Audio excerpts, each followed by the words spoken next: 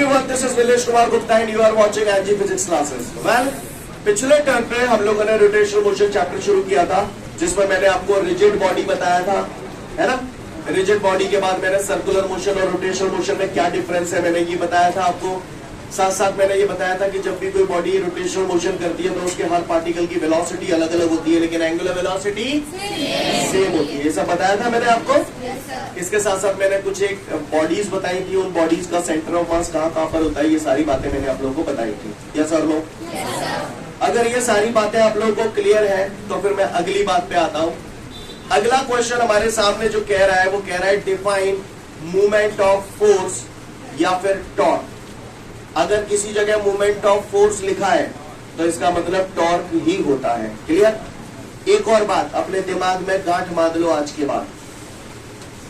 आपको याद है मैंने कुछ दिनों पहले जब आपको पढ़ाया था, जैसे मैंने पढ़ाया था एक्सेलरेशन, तो मैंने डेफिनेशन बताई थी A is equal to V upon T, और वहां मैंने बोला था जहां पर भी टाइम का डिवाइड हो जाता है वहां एक वर्ड आ जाता है रेट, बोला था। यानी कहीं भी अगर टाइम का डिवाइड हो रहा है तो ये अंडरस्टूड है कि वहां पर रेट आता है। अब दूसरी बात, जहां कहीं भी डिस्टेंस का मल्टीप्लाई हो जाता है वहां वर्ड आता है मूवमेंट। क्या? MOMENT, movement. क्लियर है? समझ में आ रही बात? किसी भी जगह डिस्टेंस का अगर मल्टीप्लाई हो रहा है तो हम उसे मूवमेंट बोल सकते हैं। क्लियर? जैसे किसी ने बोला मूवमेंट ऑफ फोर्स, तो इसका मतलब फोर्स में डिस्टेंस का मल्टीप्लाई हो गया। समझ में आ रही है बात? क्लियर? मूवमेंट ऑफ फोर्स का ही दूसरा नाम होता है टॉर्क। अब ये जो टॉर्क है ये आपकी लाइफ में बार बार आएगा ये वर्ड, तो आज के बाद हम लोग टॉर्क का मतलब बहुत अच्छे से और बहुत बारीकी से समझ लेंगे। क्लियर? कि ये टॉर्क होता क्या है। सुने भैया, किसी भी बॉडी पे जब आप ताकत लगाते हो और ताकत लगाने के बाद वो बॉडी लीनियर मोशन कर रही है, सीधी चल रही है, तो आप उस ताकत को नाम देते हो फोर्स। क्या नाम देते हो? फोर्स। लेकिन अगर किसी बॉडी पे ताकत लगाने के बाद वो बॉडी सीधा चलने की बजाय वो बॉडी घूम रही है तो हम इसी को नाम दे देते हैं टॉर्क। क्लियर है? If the force has a tendency to rotate the body about an axis या about an fixed point, clear? तो ऐसी इस चीज को हम लोग क्या बोलते हैं यहाँ पर? Torque. Clear? If the force has a tendency to rotate the body about an axis or you can say about a fixed point, clear? तो इस सिचुएशन को हम लोग क्या बोलते हैं? टॉर्क। मैं आपको एक एग्जाम्पल के थ्रू समझाने की कोशिश करता हूँ। Try to understand everyone, right? ध्यान से देखिएगा ऑन द बोर्ड। जैसे सपोज करिए ये मेरे हाथ में मार्कर है, देख पा रहे हैं आप लोग? इस मार्कर को मैंने यहाँ ऐसे रखा है और यहाँ पर मैंने कील ठोक दी तो ये हिस्सा तो फिक्स हो जाएगा यहाँ पर। अब अगर मैं इस पर फोर्स लगाऊं तो फोर्स लगाऊंगा तो ये क्या हो रहा है? घूम रहा है। बोलो भैया, लीनियर मोशन तो नहीं कर रहा है, तो इसका मतलब इस बॉडी पे क्या अप्लाई किया जा रहा है? टॉर्क। समझ में आ रही है बात? क्लियर? यहाँ पर फोर्स की टेंडेंसी क्या हो रही है? इस बॉडी को रोटेट करने की हो रही है। सही बोल रहा हूँ? If the force has a tendency to rotate the body about an axis of rotation और about a fixed point, then it is called torque. समझ में आ रही है बात? कोई दिक्कत? टॉर्क का जो फॉर्मूला होता है, the formula of torque is equal to force. Torque को, ये टॉर्क मैंने लिखा, torque is equal to the force into, ये साइन क्या है मालूम है आपको? परपेंडिकुलर। सिर्फ बता देगा, perpendicular distance from the axis of rotation. क्या लिखा है? Perpendicular distance from the axis of rotation. फिर से पढ़ो, क्या लिखा है ये? क्या लिखा है ये? फिर से पढ़ो। किसी ने पूछा टॉर्क क्या होता है, तो हम उसे बोलेंगे the product of force and perpendicular distance from the axis of rotation is called torque. Symbolic form में हम लोग टॉर्क को इस लेटर से डिनोट करते हैं। ये लेटर आपने आज से पहले कभी देखा है? वैसे कभी ना चैप्टर 2 में दिखा चुका हूं, मैंने वहां बताया था। टाउ बोलते हैं इसको। क्या बोलते हैं? टाउ। पापा बड़े भैया, क्लियर? क्या बोलते हैं इसे? टाउ नहीं, टाउ। हाँ, टार्जन वाला tau. Tau is equal to force. Force को डिनोट कर दिया एफ से। Perpendicular distance from the axis of rotation को हम लोग आर से डिनोट करते हैं, तो ये मैंने आर लिख दिया। यहाँ पर हमें थोड़ा सा नहीं, ज्यादा सा चिंतन करने की जरूरत है कि ये perpendicular distance from the axis of rotation होता क्या है। हमें यहाँ पर थोड़ा सा टाइम गुजारना है, इसको थोड़ा बारीकी से समझना है, क्योंकि अगर आप ये बात अच्छे से समझ जाएंगे तो आपको कहीं कोई दिक्कत आएगी नहीं। बात समझ में आ रही है आप लोगों को मेरी? कोई दिक्कत किसी को? सबको क्लियर है यहाँ तक? तो यहाँ तक मुझे क्लियर है। If the force has a tendency, अच्छा रुको, डेफिनेशन बाद में बोलूंगा, पहले मुझे एक बात बताओ। मैंने अभी ये मार्कर बनाया, मैंने अभी यहाँ पर मैंने मार्कर रखा था, ऐसे करके रखा था, और यहाँ पर मैंने कील ठोक दी थी, ऐसे है ना। तो नजारा ऐसा था, जरा थोड़ा ध्यान से देखिएगा सब लोग, मैं पिक्चर के थ्रू बना रहा हूँ तो आप ज्यादा बेहतर समझ पाएंगे। ये मैंने कील ठोक दी, राइट? सही बोल रहा था? फिर मैंने इसमें ऐसे फोर्स लगाया था, राइट? ये फोर्स लगाया, चाहे ऐसे बना दूं, अब जो फोर्स लेता ऊपर, या चाहे जो लगा दूं, ऐसे बना दूं इस फोर्स को, और चाहे मैं ऐसे कर दूं, बात एक ही है। क्लियर है? अच्छा, जब मैं ऐसे फोर्स लगाऊंगा, ये हिस्सा तो फिक्स हो चुका है, तो ये जो रॉड है, ये जो मार्कर है, वो क्या कर रहा है? रोटेट कर रहा है। ये ऐसे रोटेट कर रहा है, यस और नो? समझना ध्यान से। एफ हो गया फोर्स, ठीक है।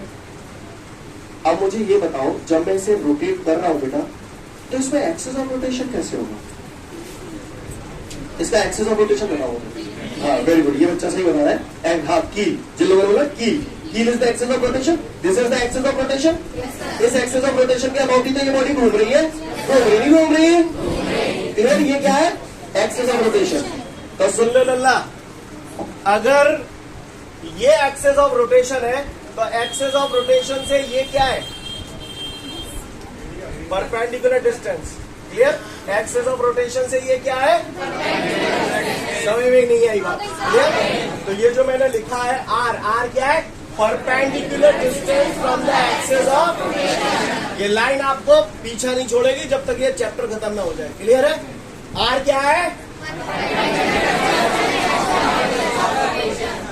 किसी पट्टे ने अगर मुझसे पूछ लिया कि कायरे फलाने टॉर्क का होवे है, तो हम उससे बोलेंगे, सुन लो, if the force has a tendency to rotate the body about an axis or about a fixed point, then it means torque is applied on that body, right? Clear? Torque का formula होता है torque is equal to force into perpendicular distance from the axis of rotation. Formula हो गया tau बराबर F. और सुनो दूसरा definition, the product of force and perpendicular distance from the axis of rotation is called torque. Clear है? Again I repeat, the product of force and perpendicular distance from the axis of rotation is called torque. तीसरी definition, the movement of force is called torque. Clear? The movement of force is called torque. जय सरल है। Clear? जहां पर भी word movement आ जाए तो इसका मतलब डिस्टेंस का मल्टीप्लाई हो रहा है। Clear? The movement of force is called torque. और सुनो, सुना है फोर्स की यूनिट न्यूटन होती है। आर क्या है? डिस्टेंस है, और डिस्टेंस है तो काय में नपे ही मीटर में। तो टॉर्क का यूनिट क्या होता है? Newton metre. क्लियर? अभी इसके बारे में और बहुत बात करेंगे हम लोग, फिलहाल इतनी बात समझ में आ गई। किसी ने हमसे पूछ लिया डिफाइन फोर्स या डिफाइन टॉर्क, तो आप बता तो पाओगे ना? जल्दी से फटाफट पढ़ लो डिफाइन फोर्स और टॉर्क। इसके बाद हमारे सामने एक न्यूमेरिकल है।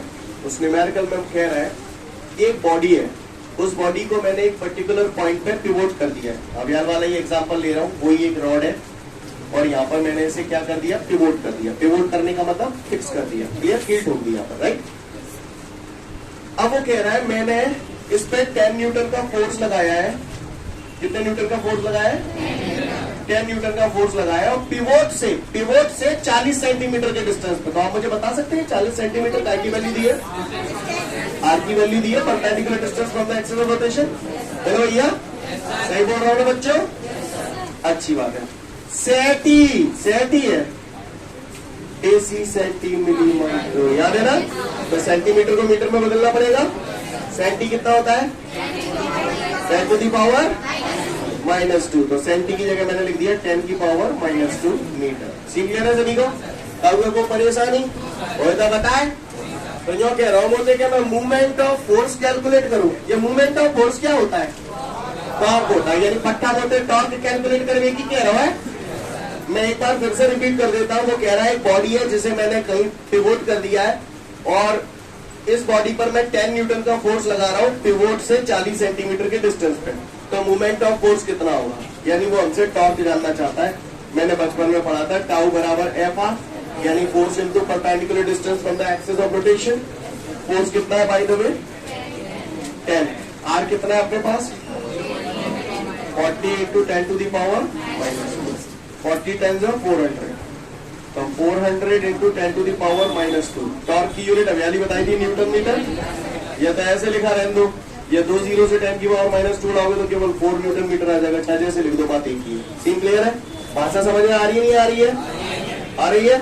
निकाल लो फटाफट, जाए फिर आगे बढ़ूंगा। तो देखते हैं अगला क्वेश्चन हमारे सामने, drive the relation for the force and drive the relation for the torque या फिर मोमेंट ऑफ फोर्स। रेडी? सोच समझ के जवाब देना, तो दो की तरह रिएक्ट मत करना। पहले मुझे एक बात बताओ, एक बात बताओ, एक लाइन ये है, एक लाइन ये। क्वेश्चन पे मैं 10 मिनट बाद आऊंगा, है ना? ये 2 लाइनें हैं, इन दोनों के बीच का परपेंडिकुलर डिस्टेंस कैसे नापोगे? कहां से कहां तक का डिस्टेंस नापोगे? परपेंडिकुलर डिस्टेंस कैसे नापोगे? ये परपेंडिकुलर डालते हुए, क्योंकि ये भी 90 का, ये भी 90 का। सही बोला ना मैंने? देखो मैंने सही बोला ना? सही बोला ना? यही तो होगा परपेंडिकुलर डिस्टेंस।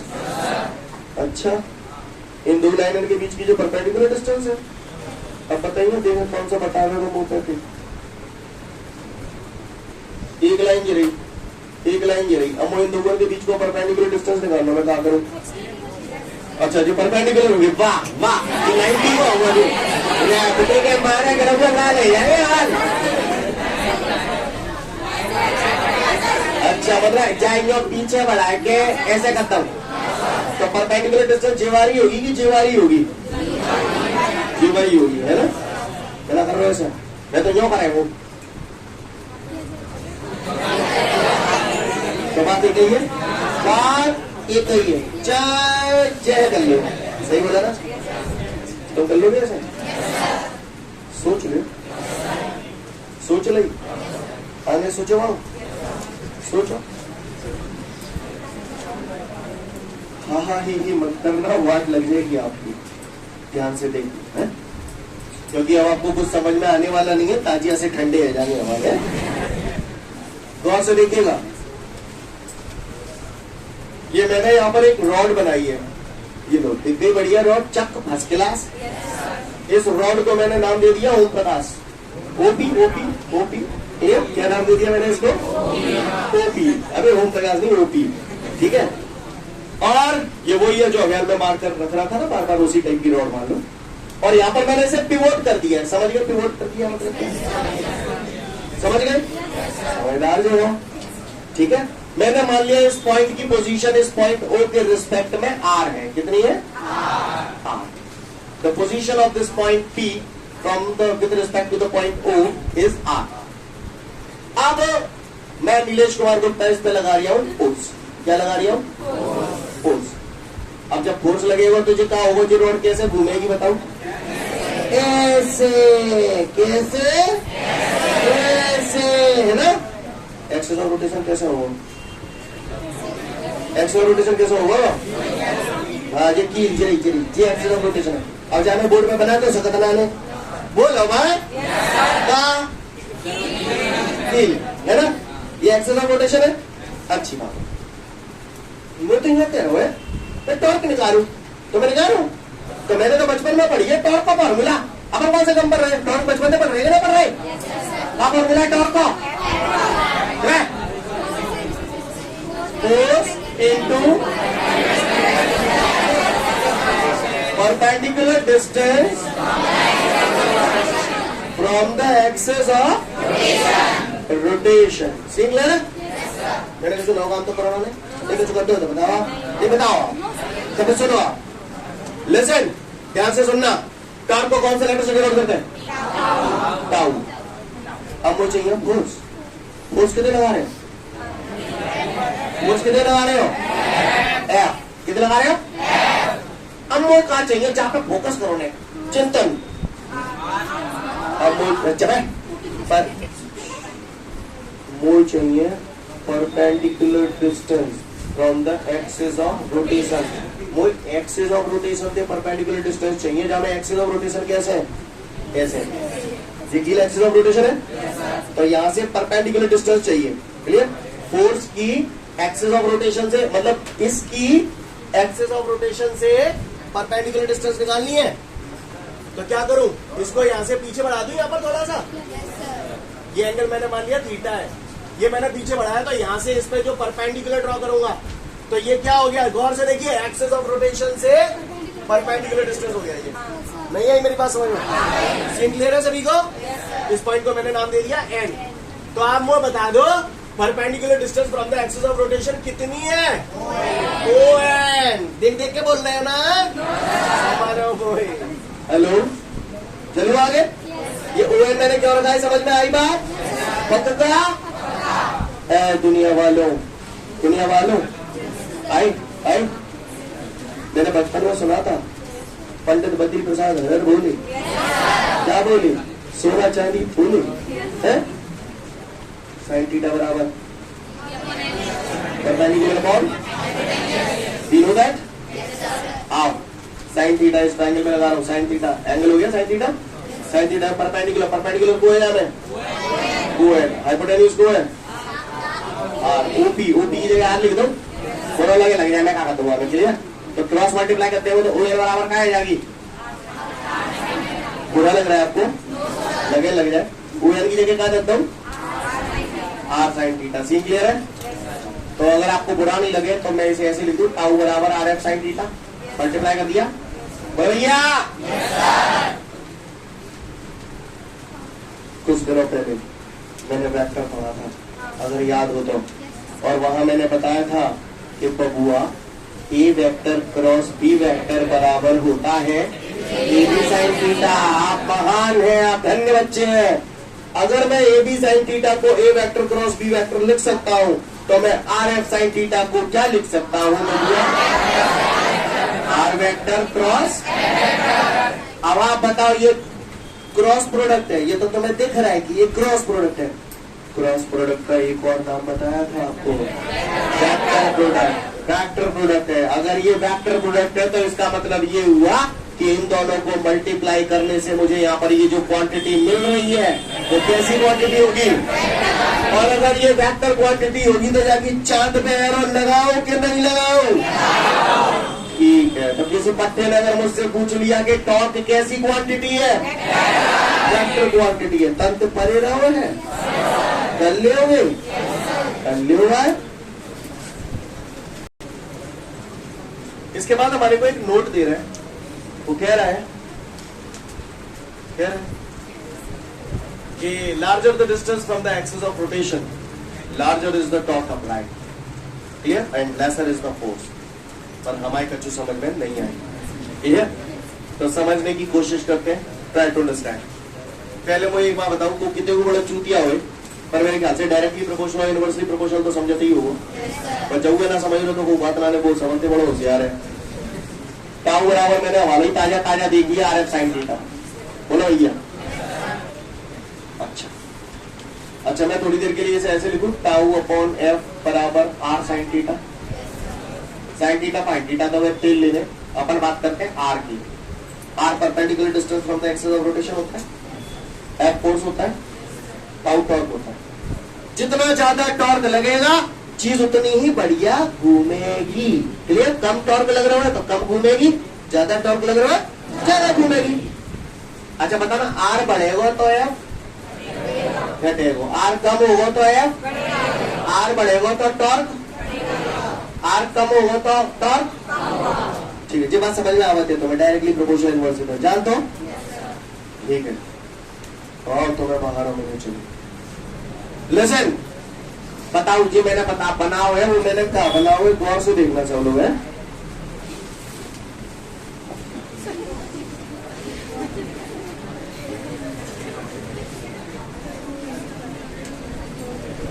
बताओ जी, मैंने कहा बनाओ है, नट बोल्ट टाइप का बनाओ है, नट है।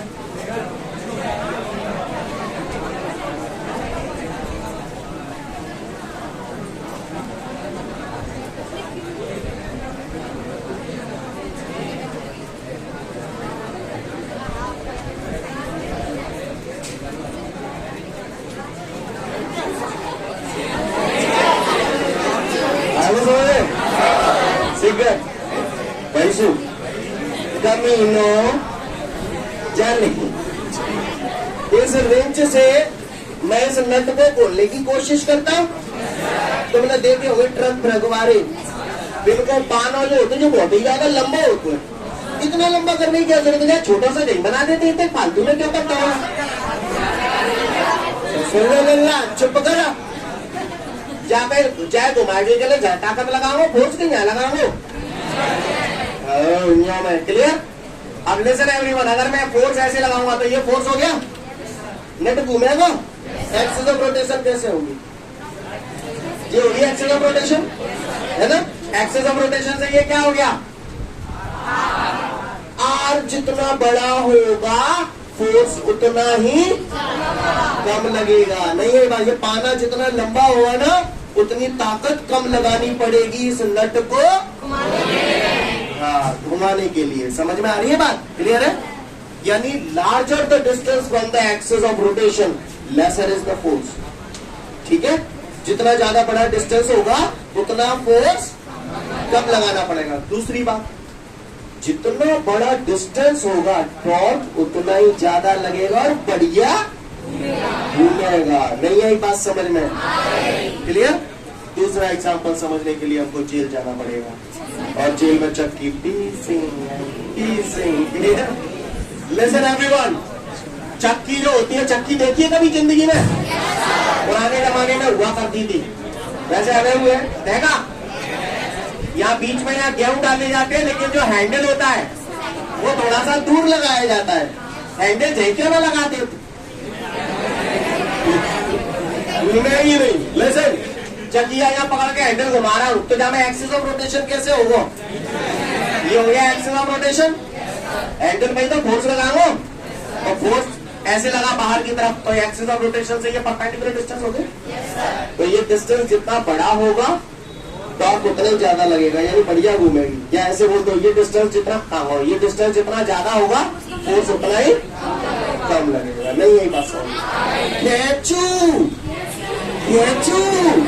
कैचू में भी यही होता है, हैंडल इतना लंबा क्यों होता है, समझ में आई बात। मेरे समझ में नहीं आ रहा था, तो जाके बात नोट पढ़ लो, फिर आगे की बात करूंगा। इसके बाद हमारे सामने एक और क्वेश्चन है, दैट इज कपल। कपल भी टॉर्क ही है एक प्रकार का। अब कपल में होता क्या है, try to understand. Listen everyone, couple, अब कपल का मतलब आप समझते हो पेयर, राइट। तो यहाँ पर भी कपल का मतलब पेयर ही होता है। ये एक ऑब्जेक्ट है, इधर करपटी झूला है जाएगी नहीं तो। ये क्या है, ऑब्जेक्ट। इस ऑब्जेक्ट पे सपोज करिए 5 न्यूटन का फोर्स इधर लगा रहा हूं और 5 न्यूटन का फोर्स इधर लगा रहा हूं। ठीक है, दोनों ही फोर्स इक्वल मैग्नीट्यूड के हैं। नेट फोर्स कितना है, 0। नेट फोर्स कितना है, 0। सही बोल रहा हूं, नेट फोर्स कितना है, 0। This is the pair of two forces which are equal in magnitude but direction different है, अपोजिट डायरेक्शन है। क्लियर। कपल कुछ नहीं होता, it is the pair of two forces which are equal in magnitude and opposite in direction. अब ये दोनों force मिलकर, net force तो 0 हो गया, लेकिन ये दोनों फोर्स मिलकर ये जो ऑब्जेक्ट रखा हुआ है उसे कैसे घुमाएंगे, ऐसे। सही बोल रहा हूं ना, ऐसे घुमाएंगे, क्लियर है, कोई दिक्कत। अच्छा, ये दोनों फोर्स एक साथ लग रहे हैं या पहले एक लग जाए फिर दूसरा लग जाए, एक साथ लग रहे हैं, साइमल्टेनियसली लग रहे हैं, एक ही मोमेंट पे लग रहे हैं। दोनों फोर्सेस के बीच का परपेंडिकुलर डिस्टेंस कौन सा होगा, हाथ से इशारा करके बताओ। ये दोनों फोर्सेस के बीच का परपेंडिकुलर डिस्टेंस हो गया। तो कपल को भी हम लोग टाउ से डिनोट करते हैं, तो इसका भी फॉर्मूला होता है, दो फोर्सेस है, दोनों फोर्सों में से कोई एक फोर्स ले लिया हमने इनटू परपेंडिकुलर डिस्टेंस फ्रॉम, नहीं, यहाँ perpendicular distance between the two forces, perpendicular distance between the two forces. इन दोनों फोर्सेस के बीच का ये परपेंडिकुलर डिस्टेंस है। नहीं, बस क्लियर है। कोई पूछे कपल क्या होता है, couple is equal to the product of, ठीक है, product of any one force present in the couple, right. Clear. फिर से बोल रहा हूं, couple is equal to the product of any one force and perpendicular distance between the two forces. See clear है। इसको भी सिंबॉलिक फॉर्म में हम लोग टाउ बराबर एफ आर लिखते हैं। कहानी समझ में आ रही है। when two forces which are equal in magnitude and opposite in direction are simultaneously applied at two different points of the object in such a way that their net force is zero, but they have a tendency to rotate the body. Clear? तो इसका मतलब हम लोग इस पे क्या apply कर रहे हैं? कपल. क्लियर है? समझ में आ रही बात? कपल में क्या होता है? It is the pair of two forces. दोनों फोर्सेस के मैग्नीट्यूड सेम होते हैं लेकिन डायरेक्शन अपोजिट होती है. और कपल क्या करता है? इस ऑब्जेक्ट को रोटेट करने की कोशिश करता है. आप नॉर्मल लाइफ में कभी कपल अप्लाई किया है आपने? कार ड्राइविंग बोलो कि दो हाथ में जो ला तो है? ऐसे तो करते हो. तो ये क्या है? कपल ही है. बोलो. हाँ, बोलते क्या नहीं है? क्या याद है तुम्हें? पढ़ लो कपल. इसके बाद हमारे सामने एक न्यूमेरिकल दे रहा है और उस न्यूमेरिकल में बेटा मुझसे ये बोल रहा है एक स्टीयरिंग व्हील है. स्टीयरिंग होती है गाड़ियों में. ये स्टीयरिंग व्हील है और इस व्हील का डायमीटर दे रहा है मुझे. डायमीटर तो ये डायमीटर उसने 40 सेंटीमीटर दिया है. सेंटी कितना होता है? 10 to the power -2 सेंटीमीटर.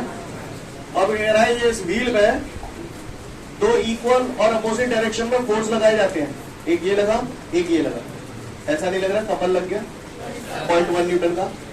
और ये जो डायमीटर दिया आपको क्या लगता है? ये डायमीटर क्या का काम कर रहा है? आर का काम कर रहा है. यानी ये जो डायमीटर है वही हमारा कौन है? आर. समझ में आई बात? क्लियर? तो बस पूछ रहा है टॉप टाउ बराबर एफ इंटू आर. एफ कितना है हमारे पास? 0.1. आर कितना है अपने पास? 40 into 10 to the power -2. Decimal हटाऊंगा तो नीचे 0 बढ़ जाएगा. 0 से 0 उड़ जाएगा. टाउ बराबर 4 into 10 to the power -2 newton metre. See clear है? या चाहो तो आप इसे 0.04 भी लिख सकते हो. 10 की पावर -2 नीचे ले आऊंगा तो 10 की पावर 2 हो जाएगा. 100 4/100 करोगे 0.04 भी आ जाएगा. सी क्लियर है सभी को? कोई दिक्कत? कर पाएंगे? फटाफट नोट डाउन कर लें फिर आगे बढ़ेंगे. ठीक है, तो फिर आज के लिए पर्याप्त है. कल फिर मिलते हैं. Thank you everyone. Have a great day to all of you guys. जय हिंद.